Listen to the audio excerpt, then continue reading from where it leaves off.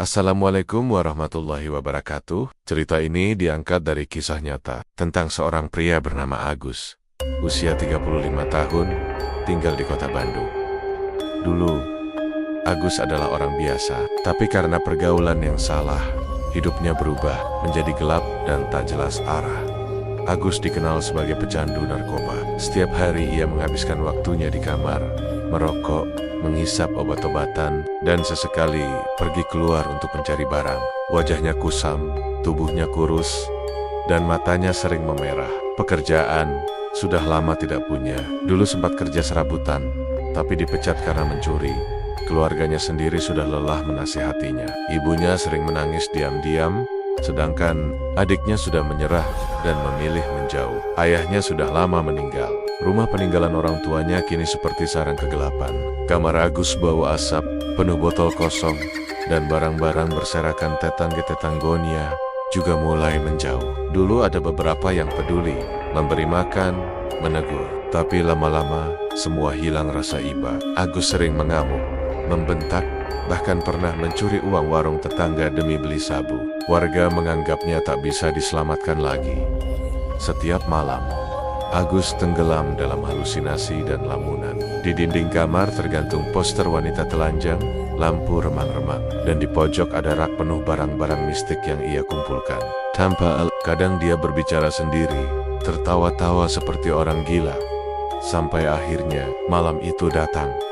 Hari itu, Agus terlihat lebih gelisah dari biasanya. Ia mondar-mandir, berkeringat dingin, dan tangannya gemetar. Ia merasa ada yang mengintainya dari sudut kamar. Tapi, seperti biasa, ia pikir itu hanya efek obat. Untuk menenangkan dirinya, ia mengambil satu paket sabu terakhir yang ia simpan di bawah bantal. Yang ini, dosis penenang paling mantap, katanya sambil tertawa kecil. Agus menyuntikkan zat itu ke tubuhnya. Detik-detik berikutnya terasa aneh. Jantungnya berdebar cepat, matanya kabur, tubuhnya kejang beberapa kali, lalu ia diam, tak bergerak. Keesokan paginya, adiknya datang menjenguk. Saat membuka pintu kamar, bau busuk langsung menyeruak. Agus terlihat terlentang kaku di atas kasur, mulut terbuka, mata menatap kosong. Ke langit-langit, jarum suntik masih menancap di lengannya. "Agus!" teriak sang adik. Panik, ibu dan beberapa tetangga segera datang. Tangisan pecah di seluruh rumah. Mereka mencoba mengguncang tubuh Agus, memanggil namanya berkali-kali, tapi tidak ada reaksi. Semua orang berpikir Agus sudah mati. Wajahnya pucat, tubuhnya dingin, dan detak jantungnya tak terdengar lagi. Tetapi di saat semua orang menangis, Agus justru menyaksikan semuanya. Roh Agus berdiri di pojok kamar. Ia melihat tubuhnya sendiri, melihat ibunya menangis, melihat adiknya panik memanggil ambulan, tapi ia sendiri tak bisa menyentuh mereka. "Ini apa? Gue mati," bisiknya ketakutan. Ia mencoba berteriak, tapi suaranya tak terdengar. Ia mencoba memeluk ibunya, tapi tubuhnya tembus seperti bayangan. Dan di saat itulah, udara tiba-tiba berubah dingin. Asap hijau memenuhi kamar. Sebuah suara halus, namun dalam terdengar membisik, "Agus, ikut aku." Agus menoleh. Di balik kabut, muncul sosok perempuan cantik bergaun hijau, rambut panjang terurai, mata tajam, namun indah. Ia berjalan pelan menuju Agus. Siapa kamu?" tanya Agus gemetar. Perempuan itu tersenyum samar. "Aku adalah pemilik lautan. Banyak yang kau kenal sudah datang padaku.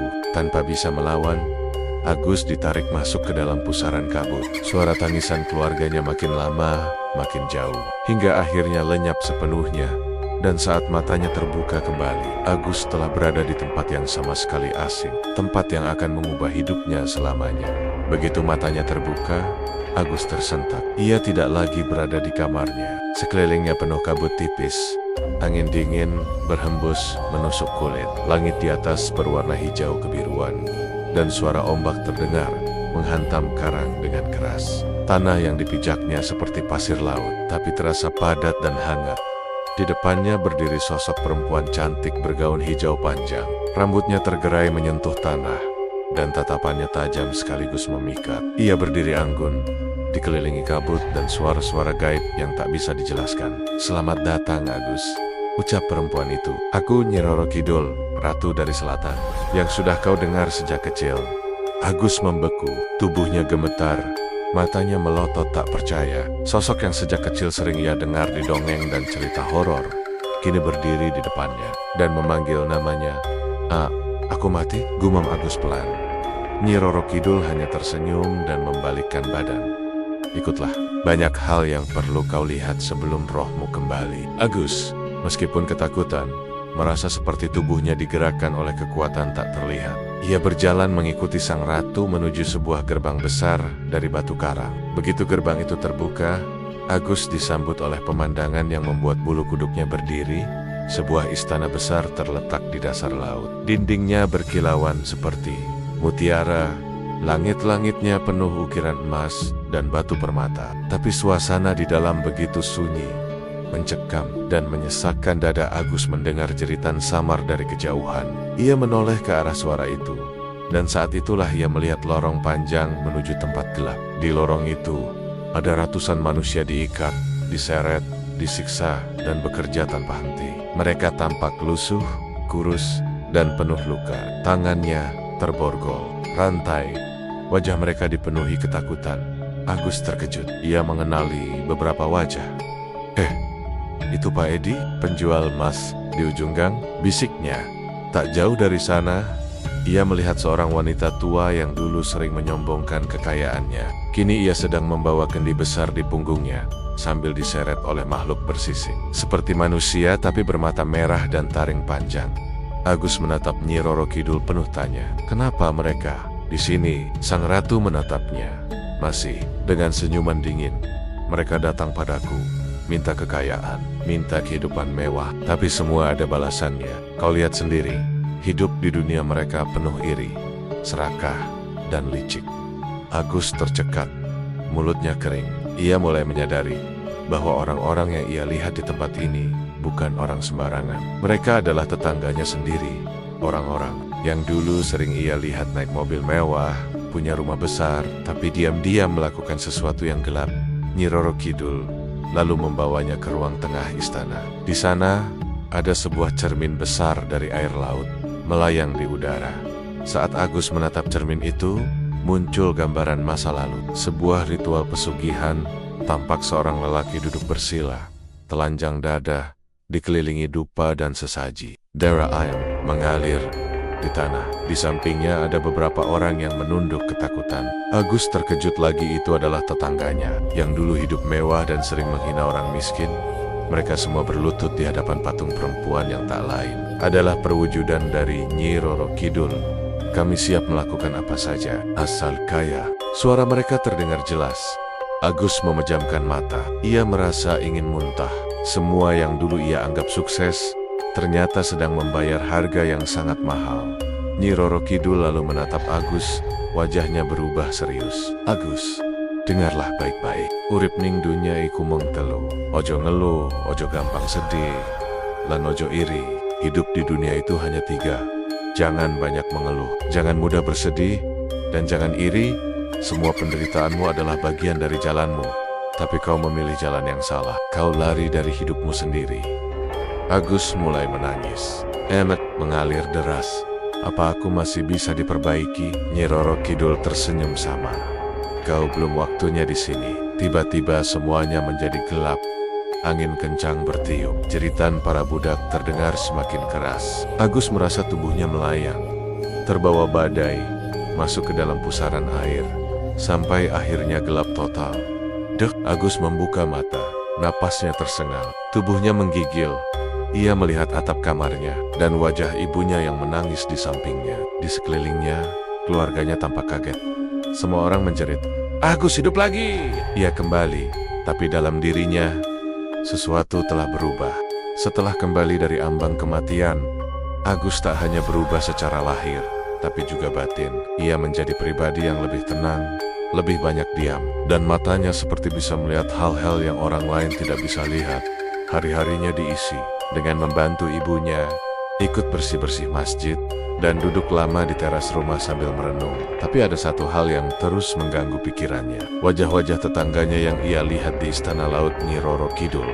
Mereka bukan orang asing. Mereka tinggal hanya beberapa rumah dari rumah Agus, orang-orang yang selama ini dikenal sebagai orang sukses. Mobilnya bagus, rumahnya 2 lantai, bisnisnya lancar. Tapi di istana itu, mereka berubah menjadi budak, dirantai, dipaksa kerja, dan disiksa oleh makhluk gaib. Apa semua itu cuma mimpi, pikir Agus. Tapi hatinya yakin, tidak, itu nyata. Suatu sore, Agus sedang menyapu halaman ketika lewat mobil hitam mengkilap. Di dalamnya duduk Pak Surya, pria paruh baya yang tinggal di ujung gang. Dulu biasa-biasa saja, tukang servis elektronik. Tapi entah bagaimana, dalam 5 tahun terakhir ia kaya mendadak. Katanya bisnis jual beli properti, tapi yang aneh, tiap malam Jumat, rumah Pak Surya selalu tertutup rapat, tirai ditutup, lampu jemet. Tapi dari dalam, sering terdengar suara gemerincing logam, bau kemenyan, dan kadang-kadang suara orang membaca mantra. Agus terdiam di pinggir jalan, memperhatikan mobil itu berlalu. Wajah Pak Surya mirip dengan yang ia lihat di kerajaan Nyi Roro Kidul.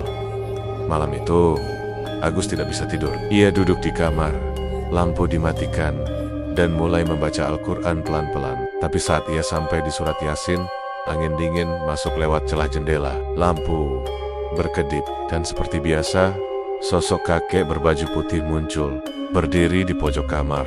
Apa maksudnya semua ini? Tanya Agus dalam hati. Kakek itu tak menjawab dengan kata-kata, hanya menatap Agus dan menunjuk keluar jendela, ke arah rumah Pak Surya. Agus, ini pertanda. Keesokan malamnya, Agus memberanikan diri berjalan ke depan rumah Pak Surya. Jam menunjukkan pukul 2 dini hari. Rumah itu gelap, tapi dari dalam terdengar suara gerakan orang dan bau menyengat seperti darah dan dupa terbakar. Ia mendekat, menempelkan telinga ke tembok. Dan saat itulah ia mendengar suara itu. Aku serahkan darah ini. Berikan aku kelancaran, biar hidupku tetap kaya, anak-anakku tetap berjaya. Aku siap membayar. Suara Pak Surya. Dan dengan suara-suara aneh, geraman, bisikan, tawa wanita. Agus langsung mundur. Napasnya tercekat. Ia tidak salah lihat waktu mati suri. Ini bukti nyata. Pak Surya memang terlibat dalam pesugihan. Beberapa hari kemudian, Agus memperhatikan tetangga lain.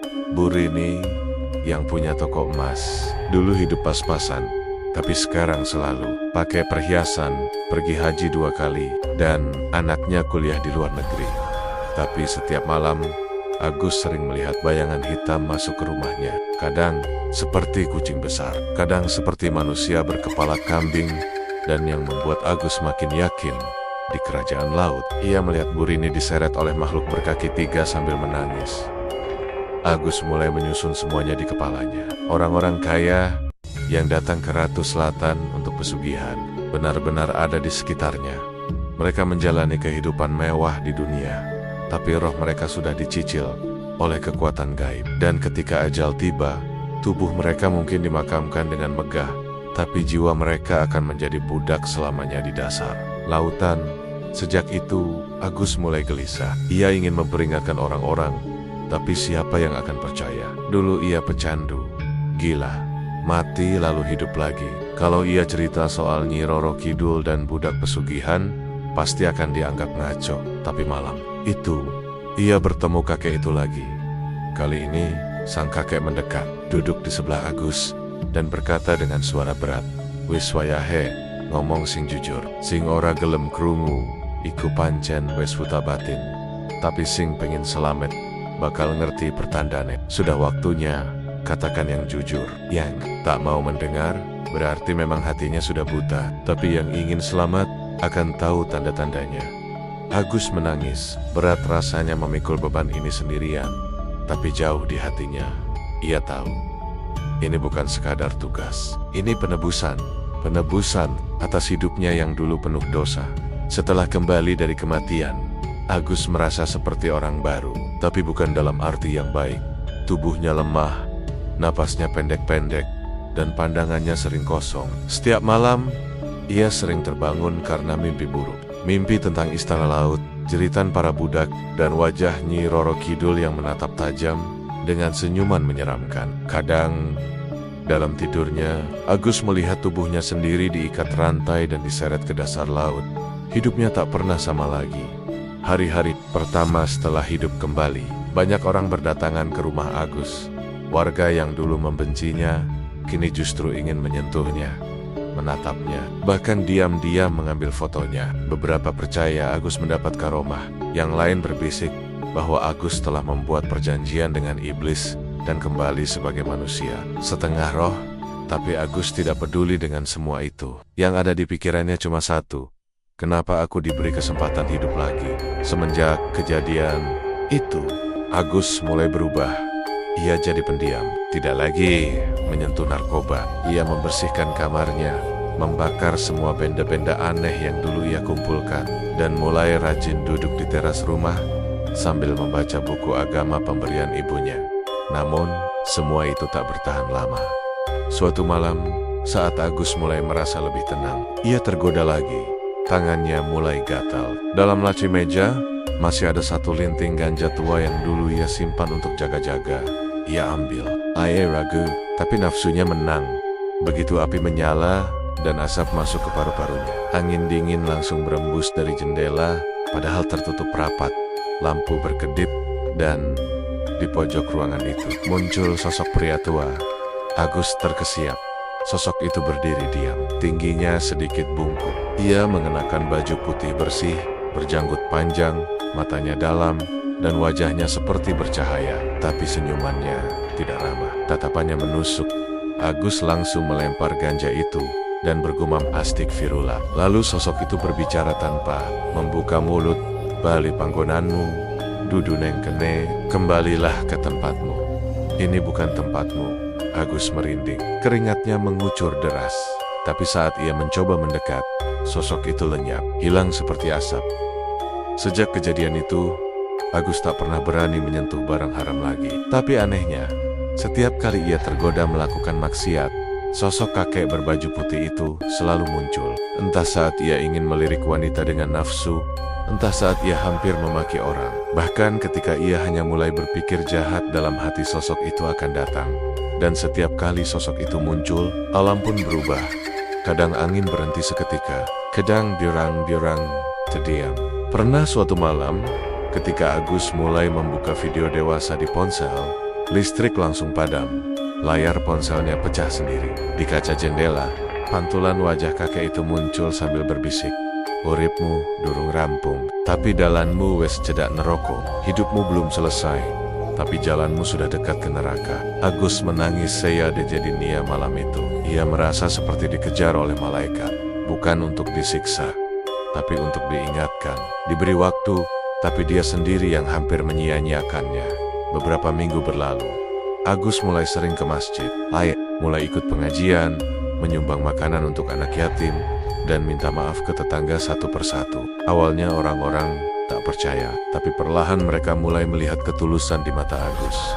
Ia tidak lagi sombong, tidak lagi keras kepala, dan yang paling terasa, tidak ada lagi senyum kosong di wajahnya. Namun, meski ia sudah berubah, kakek berbaju putih itu tidak pernah benar-benar pergi. Kadang saat Agus sendirian di kamar, ia bisa merasakan keberadaannya. Kadang, ia hanya muncul sekilas di cermin. Kadang hanya terdengar suaranya, berbisik, tetap eling le, urip iku mong mampir ngombe.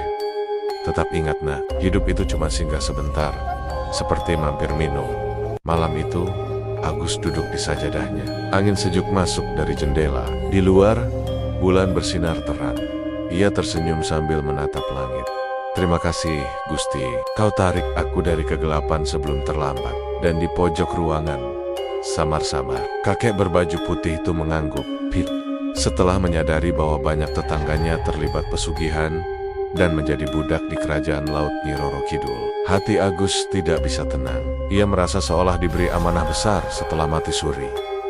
Ia tidak bisa tinggal diam. Tidak cukup hanya berubah menjadi pribadi yang lebih baik. Sekarang Agus merasa harus menyelamatkan orang lain sebelum terlambat. Malam itu, setelah salat tahajud, Agus duduk termenung di teras rumah.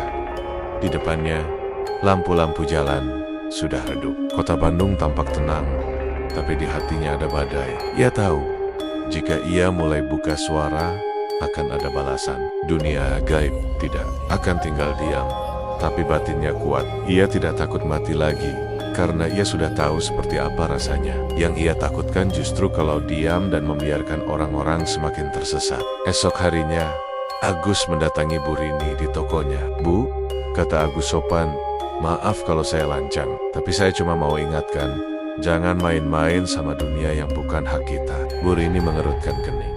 "Maksud kamu apa, Gus?" "Saya soal malam-malam Jumat, soal sesajen, dan tentang suara yang suka terdengar dari dalam rumah ibu. Saya tahu karena saya pernah melihat semuanya. Waktu saya mati, saya lihat ibu juga ada di sana." Bu Rini puket, matanya langsung menatap tajam, tapi suaranya gemetar. "Jangan asal bicara, kamu cuma halu." Agus hanya tersenyum. "Saya nggak marah, Bu. Saya cuma mau bantu, selagi masih bisa." Ia lalu pergi, meninggalkan Bu Rini yang wajahnya penuh ketakutan. Sejak hari itu, teror. Demi malam pertama, Agus bermimpi rumahnya dipenuhi ular besar yang melilit tubuhnya dan berbisik, "Jangan ikut campur. Ini bukan urusanmu." Saat ia terbangun, tubuhnya benar-benar terasa berat seperti dililit sesuatu. Nafasnya tersengal, dan di kakinya ada bekas merah panjang, seperti bekas gigitan. Malam berikutnya, suara-suara aneh muncul dari dalam lemari. Tangisan bayi, tawa wanita, bahkan langkah kaki menyeret rantai. Agus mencoba tetap tenang. Ia tahu, ini adalah ujian dari dunia yang dulu pernah menyambutnya. Puncaknya, makhluk itu muncul jam 3 pagi. Ketika Agus sedang membaca zikir, lampu kamarnya mendadak mati. Udara menjadi sangat dingin, dan perlahan, dari sudut ruangan muncul sosok tinggi besar. Mirip manusia tapi matanya kosong. Mulutnya lebar penuh gigi tajam, dan tubuhnya dipenuhi sisik berwarna hitam kehijauan. Makhluk itu berjalan perlahan ke arah Agus. Tapi Agus tidak mundur. "Kalau kau mau menakutiku, terlambat," kata Agus dengan suara lantang. "Aku sudah mati. Aku sudah lihat penderitaan kalian. Aku gak takut lagi." Makhluk itu meraung keras, tapi tidak bisa menyentuh Agus. Di belakang Agus, tiba-tiba muncul cahaya putih, dan samar-samar terlihat sosok kakek berbaju putih berdiri tegak. Ia hanya berkata, "Tahan, ujian iki kudu dilakoni. Tapi Gusti ora bakal tinggal. Tahanlah. Ujian ini harus dijalani. Tapi Tuhan tidak akan meninggalkanmu." Makhluk itu lenyap seketika. Angin berhenti, dan Agus bersujud, menangis, mengucap syukur sambil gemetar. Hari demi hari, Agus semakin gencar memperingatkan tetangga-tetangganya. Ia tidak bicara keras, tidak memaksa. Ia datang dengan hati, menyampaikan dengan sopan. Tapi satu hal yang aneh, setiap kali ia menyebut nama Nyi Roro Kidul, orang-orang yang terlibat langsung terlihat bereaksi aneh. Ada yang tiba-tiba menggigit, ada yang matanya berkedip cepat, ada yang mendadak muntah darah. Agus tahu, ini bukan reaksi biasa. Roh mereka sudah terikat. Jika mereka melawan, mereka akan disiksa. Karena itu, Agus mulai mencari jalan menyembuhkan mereka. Ia datang ke beberapa kiai tua, bertanya tentang cara memutus ikatan pesugihan. Ia pelajari ayat-ayat pelindung, dan mulai mengajak beberapa tetangga salat bersama. Dan perlahan, beberapa orang mulai berubah. Pak Hashim, yang dulu pendiam dan misterius, mulai sering ke masjid. Bu Rini terlihat membakar sesajen di halaman rumahnya, lalu menangis di pojok musola malam-malam. Anak-anak muda di lingkungan itu mulai ikut pengajian yang Agus adakan kecil-kecilan di rumahnya. Tapi perjuangan belum selesai, karena di ujung gang ada satu rumah besar, kosong, tidak berpenghuni. Tapi setiap malam Jumat, jendela ramah itu terbuka sendiri, dan suara tawa wanita dari Laut Selatan terdengar sangat jelas. Bersambung ke bab 6. Kalau kamu ingin saya lanjutkan ke bab 6, tentang rumah kosong yang menjadi tempat pemujaan terakhir, dan misteri besar yang akan mengungkap siapa sebenarnya pemimpin ritual pesugihan di kampung itu, tinggal bilang saja. Cerita ini akan semakin mencekam dan membuka semua rahasia. Rumah itu berdiri kokoh di ujung gang. Rumah tua 2 lantai bergaya kolonial, dengan pagar besi berkarat dan halaman yang ditumbuhi rumput liar. Semua orang di kampung menyebutnya rumah kosong, karena memang sudah bertahun-tahun tak berpenghuni. Konon, dulunya rumah itu milik seorang pengusaha kaya bernama Pak Rahmat. Tapi tiba-tiba ia menghilang tanpa kabar. Istri dan anaknya juga tak diketahui kemana. Warga hanya tahu, sejak keluarga itu pergi, rumah tersebut jadi sepi. Tapi setiap malam Jumat, selalu ada kejadian aneh. Lampu teras menyala sendiri. Tir, kamar lantai 2 bergerak seperti ada yang mengintip. Kadang terdengar suara tawa perempuan atau jeritan minta tolong. Selama ini, orang memilih diam. Mereka pura-pura tidak tahu, takut dianggap ikut campur atau kena bala. Tapi bagi Agus, rumah itu bukan sekadar kosong. Ayah tahu, rumah itu menyimpan satu rahasia terakhir dari semua keanehan yang terjadi di kampungnya. Malam itu, Agus berdiri di depan pagar rumah kosong. Tangannya menggenggam tasbih, mulutnya komat kamit membaca ayat kursi. Angin dingin menyapu tubuhnya, dan samar-samar aroma bunga melati dan dupa tercium sangat kuat. Lampu teras tiba-tiba menyala sendiri. Agus menarik napas panjang. Ia membuka pagar yang sudah karatan, yang ternyata tidak terkunci. Langkahnya pelan tapi mantap. Setiap jengkal tanah halaman itu seperti menyimpan aura berat. Seolah-olah tanahnya tahu bahwa ada sesuatu yang jahat pernah terjadi di situ. Begitu ia sampai di pintu utama, pintu itu terbuka sendiri. Bagian dalam rumah itu dipenuhi debu dan sarang laba-laba. Tapi ada yang aneh. Lantainya bersih, seperti sering dipel. Di meja tamu, ada vas bunga segar, dan di dinding masih tergantung foto keluarga Pak Rahmat. Wajah mereka tersenyum, tapi matanya terlihat kosong. Agus menyusuri rumah itu dengan hati-hati. Setiap langkah terasa berat. Di ruang tengah, ia melihat sebuah altar kecil, lengkap dengan dupa, sesajen, dan kain hijau. Di atas altar itu, ada lukisan Nyi Roro Kidul berbingkai emas. Di bawahnya, tertulis, pengabdian abadi, harta ditukar jiwa. Agus langsung gemetar.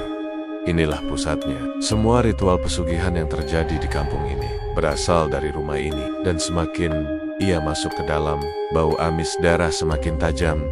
Ia menuruni tangga menuju ruang bawah tanah. Ruang itu gelap, lembab, dan sunyi. Tapi ketika Agus menyalakan senter dari ponselnya, ia melihat sesuatu yang membuatnya hampir muntah. Dinding ruang bawah tanah dipenuhi simbol aneh dan tulisan Jawa kuno, serta cermin besar yang retak di tengah. Di depan cermin itu ada kursi rotan tua, dan di sekelilingnya tersusun topeng-topeng menyeramkan. Bergerepi, namun yang paling menyeramkan, di tengah ruangan tergantung puluhan boneka. Boneka-boneka itu mengenakan pakaian mirip dengan orang-orang yang Agus kenal. Dan di dada, masing-masing boneka tertera nama Suryarini Hasim. Dan yang membuatnya tercekat, Agus. Agus mundur perlahan. Tapi sebelum ia bisa lari, cermin besar itu bergetar. Dan bayangan Nyi Roro Kidul muncul dari dalamnya. Kali ini, bukan hanya indah tapi mengerikan. Matanya merah, rambutnya menjuntai ke lantai, dan suara tertawanya menggema di seluruh ruangan. Kau terlalu jauh, Agus. Kau menantang perjanjian yang bukan milikmu. Agus menggigil, tapi tetap berdiri tegak. Aku cuma mau menyelamatkan mereka. Mereka nggak tahu kalau mereka sedang dibohongi. Nyi Roro Kidul tertawa lebih keras. Mereka tahu, tapi mereka memilih. Dan kamu akan jadi tumbal karena telah membocorkan rahasia ini. Tiba-tiba cermin pecah, dan dari baliknya muncul bayangan-bayangan hitam. Makhluk tinggi kurus, berkaki terbalik, bermata kosong. Mereka mengelilingi Agus, mendekat pelan. Agus menutup mata, membaca ayat kursi, lalu berteriak, "Ya Allah, lindungi aku." Cahaya putih menyala dari tasbih di tangannya. Makhluk-makhluk itu menjerit, terbakar cahaya. Dan dari belakangnya, sosok kakek berbaju putih muncul lagi, berdiri gagah di antara kegelapan. Kakek itu mengangkat tangan, dan semua makhluk itu menghilang seperti asap tertiup angin. Saat Agus membuka mata, ia sudah berada di luar rumah kosong itu. Napasnya terengah, bajunya basah keringat, dan lampu rumah itu sudah mati total. Tapi sebelum pergi, ia menoleh ke rumah itu untuk terakhir kalinya. Dan di jendela lantai 2, tampak sosok Pak Rahmat berdiri diam, menatapnya dengan wajah kosong, mata hitam sepenuhnya. Sejak malam itu, setelah Agus keluar dari rumah kosong di ujung gang, hidupnya tak lagi sama.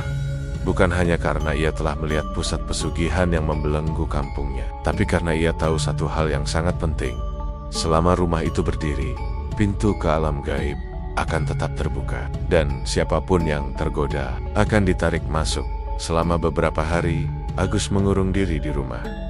Ia berpuasa, siang malam hanya berzikir dan membaca ayat-ayat perlindungan. Ia tidak lagi takut pada makhluk-makhluk itu, tapi ia tahu musuh utamanya bukan sosok gaib, melainkan niat manusia yang serakah.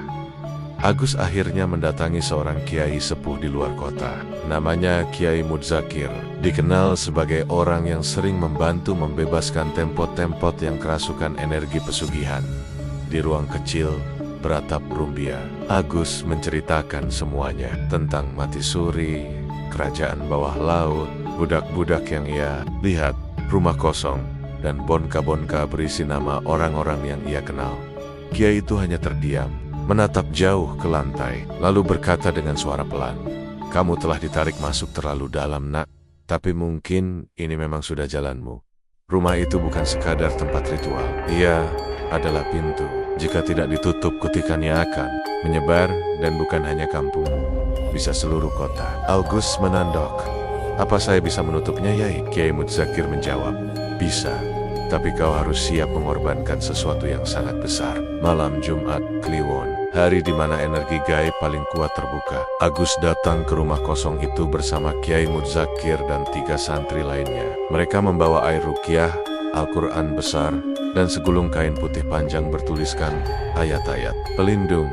Langit malam itu mendung, tapi tidak hujan. Udara terasa berat saat kaki mereka menginjak halaman rumah itu. Burung-burung gagak beterbangan keluar dari pohon-pohon.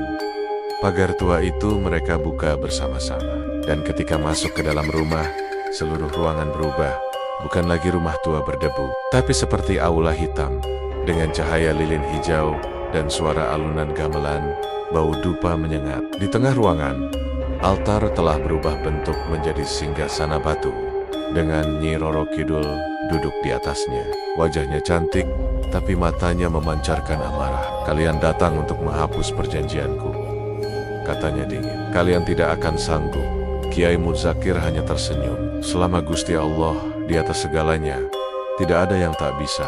Ayat. Mengangkat tangannya, 3 santri mulai membaca surah Al-Baqarah serentak. Agus berdiri di depan altar, memercikan air ruqyah ke setiap sudut ruangan.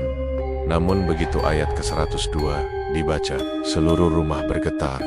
Dinding retak, suara tangisan dan jeritan menggema dari segala arah. Makhluk-makhluk muncul, besar, kecil, bersisik, berbulu, dan bahkan menyerupai manusia kampung. Semuanya mencoba menyerang. Tapi begitu cahaya dari kitab suci menyala terang, mereka terbakar satu persatu, hancur menjadi abu. Nyi Roro Kidul berdiri, wajahnya mulai berubah menyeramkan. Rambutnya menjuntai ke lantai, lidahnya panjang seperti ular. Ia menatap tajam ke arah Agus dan berteriak, "Kamu berani melawan aku, Agus? Aku yang memberimu hidup kembali." Agus gemetar, tapi tidak goyah. "Kalau hidup itu untuk jadi budakmu, lebih baik aku mati saja," teriaknya. Ia mengangkat kain putih bertuliskan ayat, lalu melemparkannya tepat ke arah cermin di altar. Cermin itu yang menjadi gerbang penghubung ke kerajaan laut langsung retak, pecah, lalu meledak dalam cahaya menyilaukan. Suara tawa Nyi Roro Kidul berubah menjadi raungan mengerikan dan menghilang. Pagi harinya, warga kampung terbangun oleh suara ledakan keras dari arah rumah kosong. Tapi saat mereka mendekat, rumah itu sudah tidak ada. Hilang, rata dengan tanah. Yang tersisa hanya reruntuhan dan asap putih yang perlahan menghilang ke udara.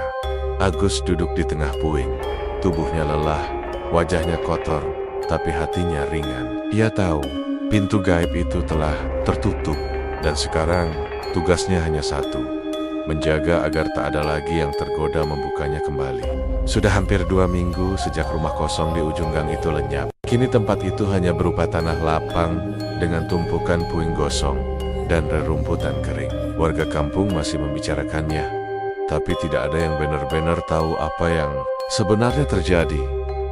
Semua menganggap itu kebakaran akibat kabel pendek atau kejadian gaib yang tidak perlu diungkit-ungkit. Tapi bagi Agus, pertempuran belum sepenuhnya berakhir. Sejak malam penghancuran rumah itu, Agus sering bermimpi tentang Pak Rahmat, pemilik rumah yang menghilang tanpa jejak. Dalam mimpinya, Pak Rahmat berdiri di tepi pantai mengenakan baju putih yang kompak camping, menatap lautan luas sambil berkata, "Aku menyesal, Gus, tapi sudah terlambat untukku." Setiap kali mimpi itu datang, Agus terbangun dengan dada sesak. Ia merasa masih ada satu bagian dari cerita ini yang belum selesai. Satu jiwa yang belum dibebaskan. Akhirnya, Agus memutuskan untuk mencari tahu lebih jauh tentang Pak Rahmat. Ia pergi ke balai desa, membuka arsip-arsip lama, mewawancarai tetua kampung, dan mengunjungi tempot-tempot yang dulu sering dikunjungi keluarga itu. Dari semua cerita yang ia kumpulkan, ada satu fakta mencengangkan. Pak Rahmat dulunya orang biasa, bahkan pernah bangkrut total. Tapi dalam waktu singkat, hidupnya berubah drastis. Bisnisnya meroket, rumahnya dibangun mewah, istrinya tiba-tiba bisa membuka butik besar. Dan semua itu terjadi setelah ia dikabarkan bertapa di pantai selatan selama 7 hari 7 malam. Warga desa lain bercerita bahwa malam sebelum rumahnya kosong, terdengar suara jeritan dan tangisan dari dalam. Tapi ketika pagi datang, rumah itu terkunci dan keluarga Rahmat hilang begitu saja. Agus semakin yakin bahwa Pak Rahmatlah pemimpin ritual pesugihan yang selama ini mengikat kampungnya. Malam itu, Agus berdoa lebih lama. Ia mohon petunjuk jika memang masih ada yang perlu ia lakukan. Ia tidak ingin merasa menjadi pahlawan. Ia hanya ingin segala ikatan kegelapan yang pernah melingkupi kampungnya benar-benar selesai. Dan saat ia tertidur, mimpinya berbeda. Ia kembali ke istana. Laut, tapi kini sunyi. Tidak ada jeritan, tidak ada musik gamelan, tidak ada Nyi Roro Kidul. Hanya lautan hitam dan singgasana kosong. Di sana, Pak Rahmat berdiri sendiri. Wajahnya sayu. Kali ini, ia tidak marah. Ia tidak menyeramkan. Ia hanya, "Lelah, Agus. Kau sudah membuka jalan bagi orang-orang yang ingin lepas dari keserakahan," katanya. "Aku adalah yang pertama memulai semua ini. Aku tergoda saat hidupku hancur. Aku bawa keluargaku ikut bersumpah. Dan kini, kami semua terikat selamanya." Agus mencoba mendekat, tapi tubuh Pak Rahmat mulai retak, seperti tanah kering. Ia mulai hancur sedikit demi sedikit menjadi pasir. "Tolong, sampaikan pada orang-orang bahwa kekayaan yang datang dari perjanjian gaib tak pernah gratis. Cepat atau lambat, jiwa kita akan ditagih." Dan sebelum tubuhnya lenyap ditiup angin laut, ia mengangkat tangan, menunjuk ke arah sebuah cahaya putih jauh di laut. "Bawa pesan ini, Gus. Jangan biarkan orang lain menggantikan posisiku." Agus terbangun, napasnya sesak, tubuhnya berkeringat. Tapi kali ini, tidak ada rasa takut. Yang ada hanya rasa lega dan tanggung jawab. Esoknya, Agus mengundang warga untuk berkumpul di masjid kecil kampung. Tidak dengan ancaman, tidak dan menakut-nakuti. Hanya dengan satu hal kesaksian, ia berdiri di depan mimbar. Dan untuk pertama kalinya, menceritakan semua dari awal tentang hidupnya yang kelam. Tentang mati suri, tentang istana Nyi Roro Kidul, tentang para tetangga yang memilih jalan pintas, tentang rumah kosong, tentang Pak Rahmat, dan tentang bagaimana semua itu bisa menimpa siapapun yang hatinya penuh iri dan serakah. Warga diam, sebagian menangis, sebagian tertunduk. Dan malam itu, satu persatu warga mulai membersihkan rumahnya dari benda-benda aneh. Patung, sesajen, kemenyan, jimat. Mereka tidak lagi takut untuk berubah. Mereka takut jika mereka terlambat. Kini, Agus dikenal sebagai orang yang pernah hidup 2 kali. Tidak meminta dihormati.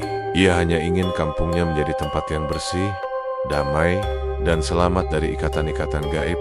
Dan setiap malam, saat ia duduk di teras sambil membaca Al-Quran, sosok kakek berbaju putih masih sesekali muncul. Tidak lagi untuk memperingatkan, tapi untuk menemani. 3 bulan telah berlalu sejak semua kejadian besar itu berakhir. Rumah kosong di ujung gang kini menjadi lahan kosong yang ditanami bunga dan pepohonan kecil. Warga kampung menyebutnya Taman Pengingat. Tidak ada yang berani membangun apapun di sana.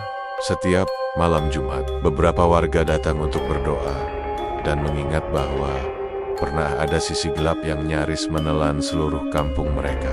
Dan Agus ia kini hidup jauh lebih tenang. Setiap pagi, Agus menyapu halaman rumah, menyiram tanaman, lalu duduk di teras sambil meminum teh hangat buatan ibunya. Setiap sore, ia mengajar anak-anak mengaji, kadang memberi ceramah kecil di musola, atau sekadar duduk berbincang dengan orang-orang yang dulu sempat membencinya. Tidak ada kemarahan dalam hatinya, tidak ada kesombongan karena pernah diselamatkan, hanya rasa syukur yang dalam karena Tuhan memberinya kesempatan kedua. Namun, jauh di dalam hatinya masih ada satu hal yang belum sepenuhnya selesai. Suatu malam, setelah selesai mengaji bersama anak-anak, Agus berjalan sendirian menuju pinggir pantai. Lokasinya agak jauh dari kampung, tapi entah kenapa kakinya seperti dituntun untuk ke sana. Angin laut malam itu sejuk, ombak tenang, dan langit bertabur bintang. Tapi saat Agus berdiri di bibir pantai, ia merasakan getaran aneh di tanah. Lalu kabut mulai turun perlahan dari tengah laut, dan dari dalam kabut itu seseorang muncul. Sosok wanita, anggun, mengenakan kebaya hijau, rambut panjang menjuntai, berjalan di atas air, perlahan mendekat Nyi Roro Kidul. Namun kali ini, wajahnya bukan lagi murka, tidak ada tawa menyeramkan, tidak ada suara angin yang berbisik jahat. Ia hanya menatap Agus dengan tatapan penuh makna. "Kau bukan orang biasa, Agus," katanya pelan. "Kau melihat apa yang orang lain sembunyikan. Kau mengungkap yang selama ini dibungkam." Agus menelan ludah, tapi ia tidak gentar. "Aku hanya ingin membantu mereka yang tersesat. Aku bukan siapa-siapa." "Benar," jawab sang Ratu Laut, "dan justru karena itu, pesan ini harus kau sampaikan." Agus diam, menatap lurus ke arah wanita itu. "Urip ning dunia iku mong telu," katanya sambil mengangkat tangan. "Ojo ngeluh, ojo gampang sedih, lan ojo iri. Hidup di dunia itu hanya 3 hal. Jangan mengeluh, jangan mudah bersedih, dan jangan iri." Ia mendekat, hanya beberapa langkah dari Agus. Lalu ia berbisik, "Yang tidak kau selesaikan hari ini akan diwariskan ke generasi berikutnya. Halt, itu hanya ujian, Gus.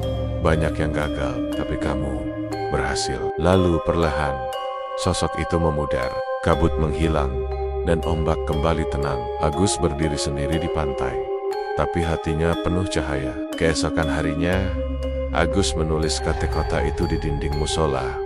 "Urip mung mampir ngombe. Hidup hanya singgah untuk minum. Ojo ngeluh, ojo gampang sedih, lan ojo iri.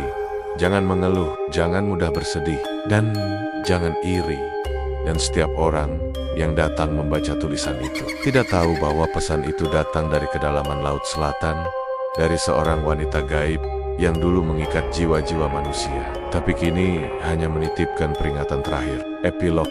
Agus tidak kaya, ia tidak terkenal, tapi setiap orang yang pernah mengenalnya akan tahu bahwa ia adalah orang yang pernah mati, lalu hidup kembali untuk menyelamatkan orang lain. Dan malam-malam tertentu, jika kau berdiri di pinggir pantai, kau bisa mendengar bisikan lembut dalam bahasa Jawa lama, mengalun bersama ombak. Kekayaan yang datang dari kegelapan selalu minta ganti.